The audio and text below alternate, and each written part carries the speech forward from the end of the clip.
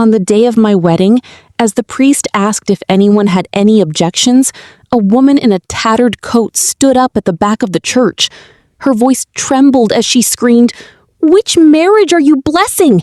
This man is already a father to 3 children, and he's the reason my sister is in a grave." The entire hall went silent. I looked at my perfect fiancé, Samir, and watched as the blood drained from his face, leaving him looking like a ghost. That was the moment my fairy tale became a horror story. My name is Zoya. I'm a cardiologist who spent her life following the rules. When I met Samir, he seemed like the missing piece of my puzzle. He was charming, wealthy, and treated me like a queen. My family loved him. My friends envied me. We had been dating for 2 years, and not once did I see a red flag.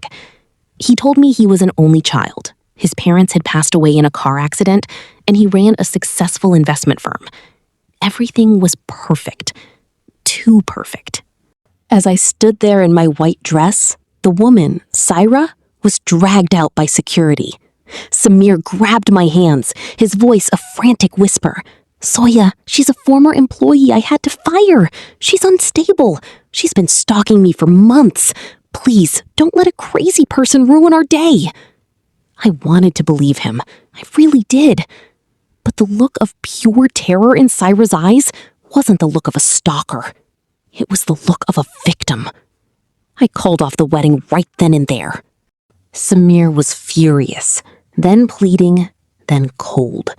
He left the venue, and I went home, still in my wedding dress, shivering.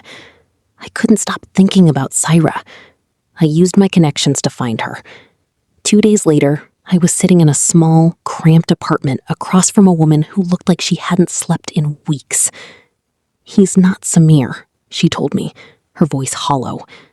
"In my town, he was David.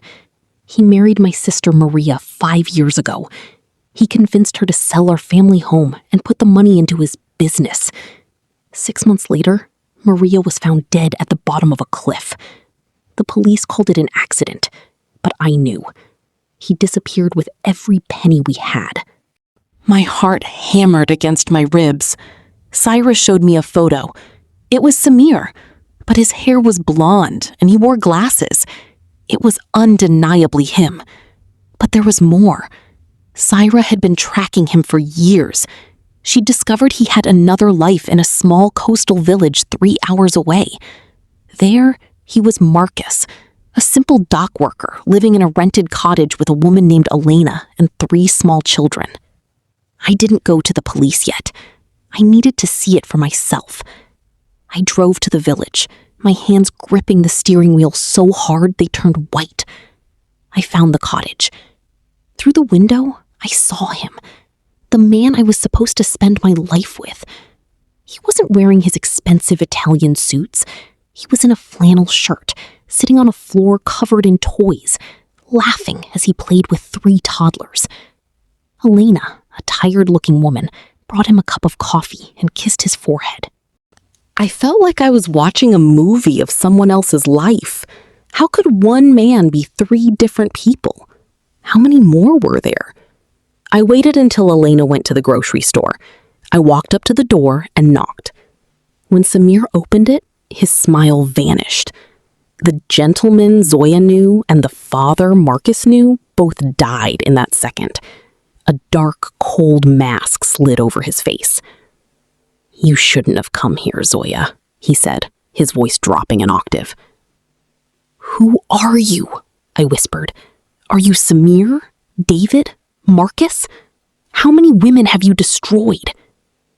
He stepped outside, closing the door behind him so the children wouldn't hear. "I'm a man who does what he has to do to survive.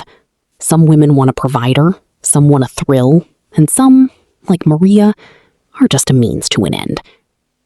He reached for my arm, his grip like iron. "You have a lot of money, Zoya. Your life insurance policy is worth millions.